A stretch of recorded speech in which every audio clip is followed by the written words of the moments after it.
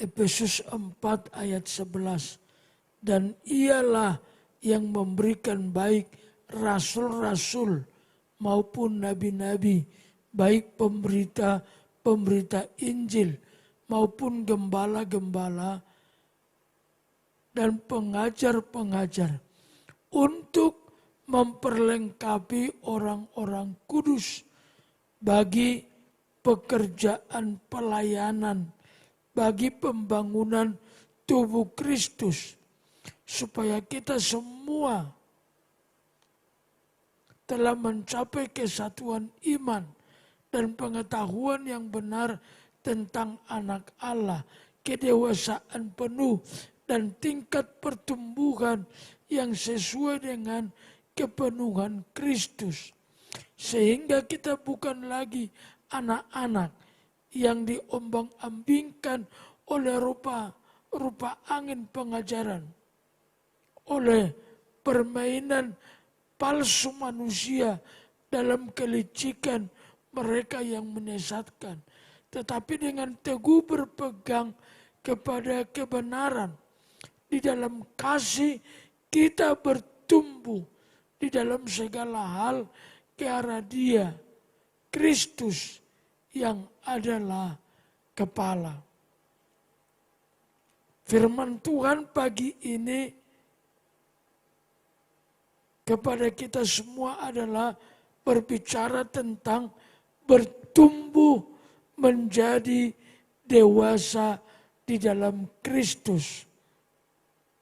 Semua yang hidup dimaksudkan menjadi dewasa.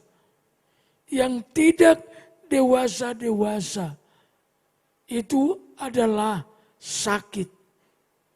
Yang tidak dewasa-dewasa adalah orang yang sakit.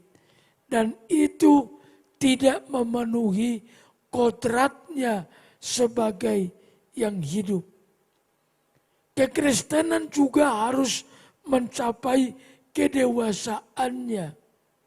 Di ayat 11, itulah sebabnya Tuhan berikan para rasul, Tuhan berikan para nabi, Tuhan berikan para pemberita Injil, Tuhan berikan gembala-gembala, Tuhan berikan pengajar-pengajar untuk memperlengkapi supaya jemaat dapat menjadi pelaku-pelaku di dalam pekerjaan Tuhan. Kekristenan kita tidak boleh berhenti sampai hanya menjadi seorang Kristen saja. Ayat yang ke-12 berkata, untuk memperlengkapi orang-orang kudus bagi pekerjaan pelayanan.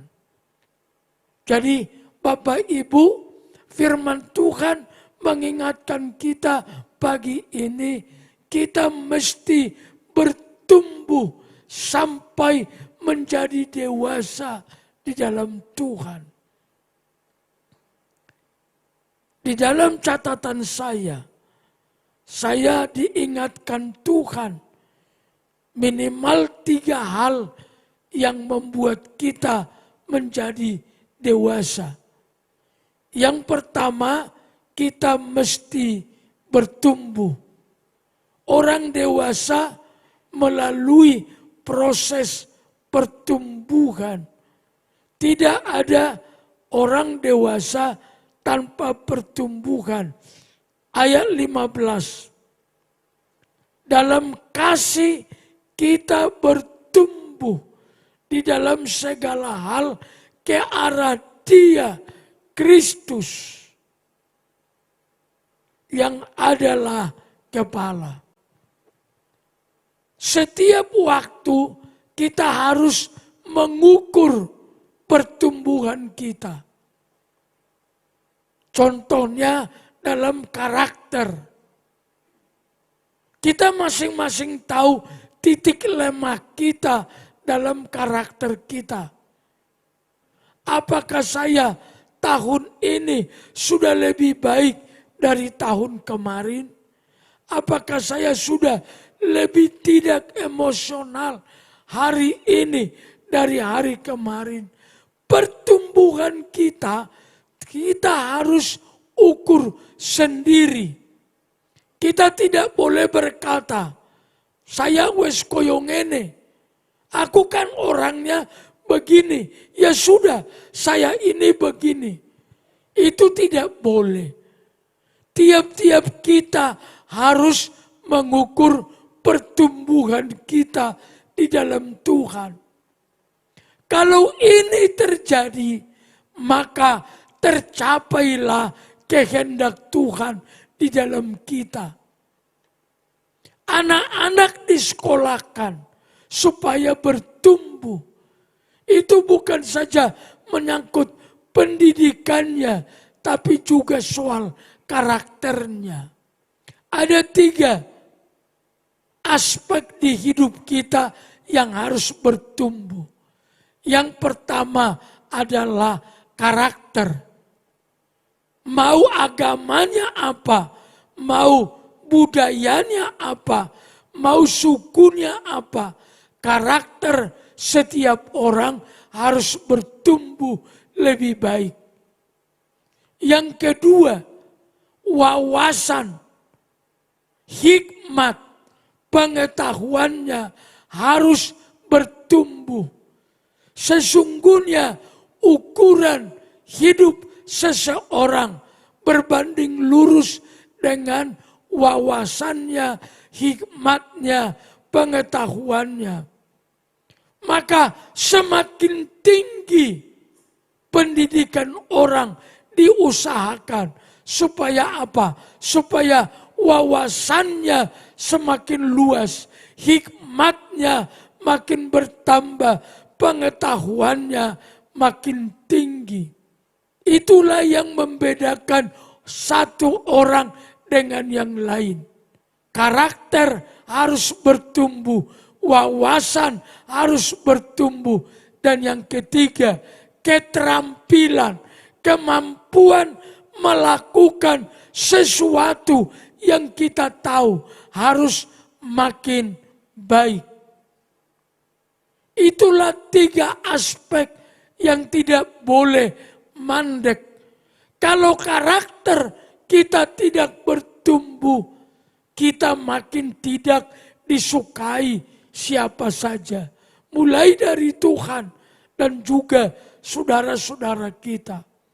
Hanya karakter kita yang bertumbuh semakin baik, kita semakin berkenan kepada Tuhan dan kepada sesama kita.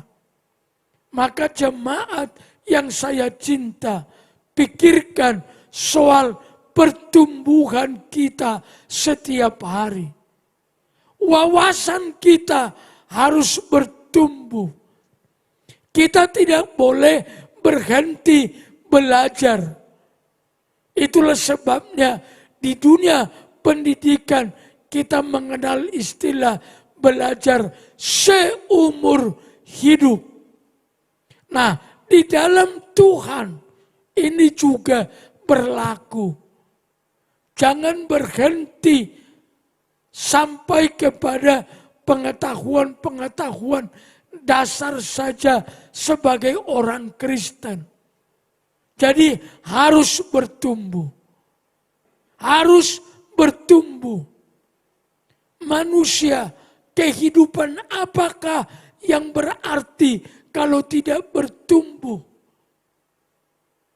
Kehidupan apa yang berarti kalau tetap kerdil? Tubuhnya kerdil, pikirannya kerdil, perasaannya kerdil, semua kerdil. Apa yang mau diharapkan dari hidup seperti itu? Maka jemaat Bukit Sion bertumbuh di dalam Tuhan. Harus bertumbuh di dalam Tuhan. Itulah maunya Tuhan. Itu maunya Tuhan. Jadi kita semua harus bertumbuh di dalam Tuhan. Yang kedua, Semua yang menjadi dewasa harus sehat. Lihat ayatnya. 3 Yohanes 1 ayat 2. Saudaraku yang kekasih, aku berdoa, semoga engkau baik-baik dan sehat-sehat saja dalam segala sesuatu, sama seperti jiwamu baik-baik saja. Sebagai anak Tuhan, kita harus sehat-sehat. Sehat secara rohani, sehat secara jiwani, sehat secara jasmani. Di 1 Tesalonika 5:23, Paulus bilang kepada jemaat di Tesalonika, hendaklah tubuhmu, jiwamu, dan rohmu terpelihara sempurna, sehat sampai kedatangan Tuhan yang kedua kali. Di dalam doa kami, setiap doa, saya selalu meminta kepada Tuhan, sehatkan roh kami Tuhan, sehatkan jasmani kami Tuhan, dan sehatkan jiwa kami. Ada banyak anak Tuhan, rohnya sehat, jiwanya sehat, tubuhnya sehat, tapi jiwanya tidak sehat.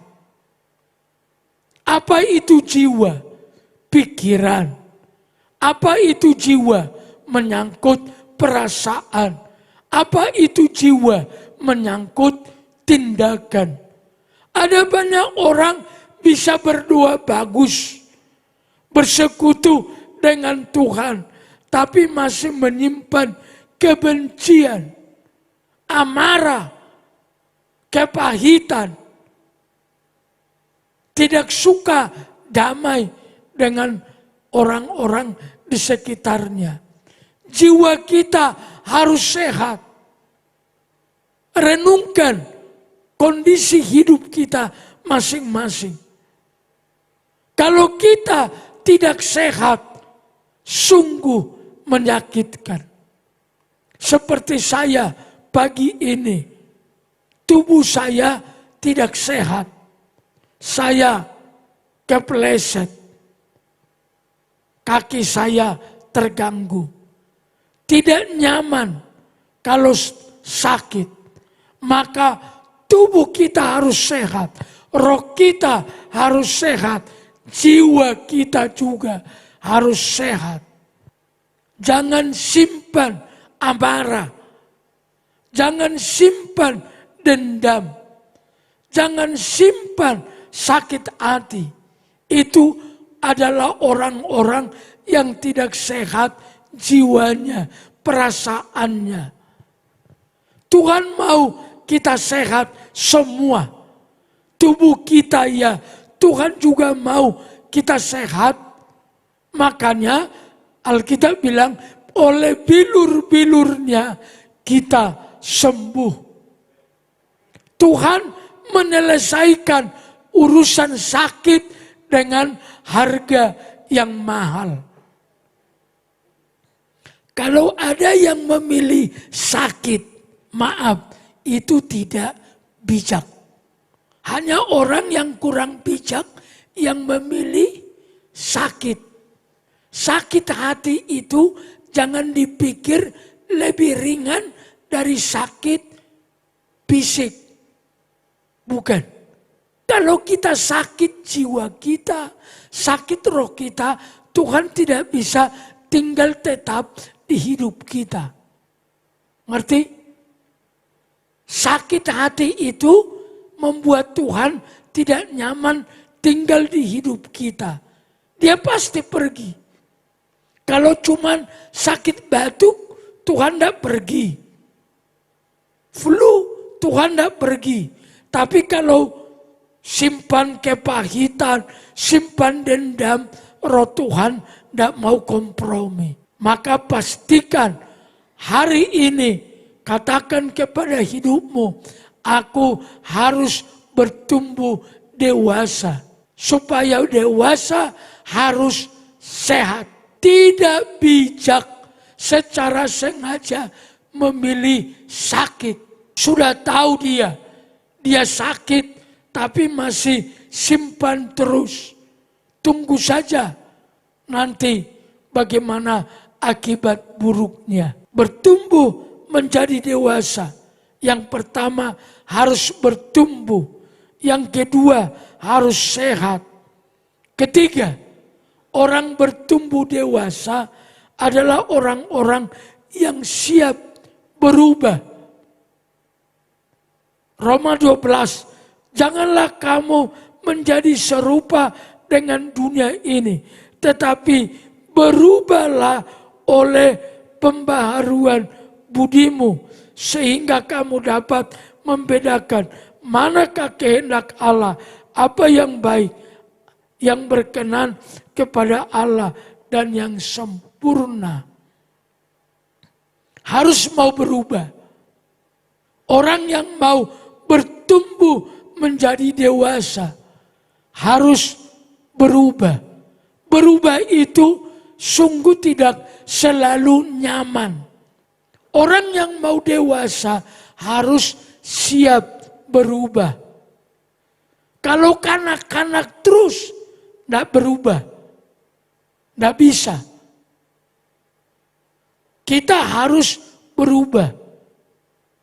Tanpa perubahan tidak ada pertumbuhan. Semua harus berubah. Jadi harus berubah. Setuju ya? Jadi kita mesti berubah.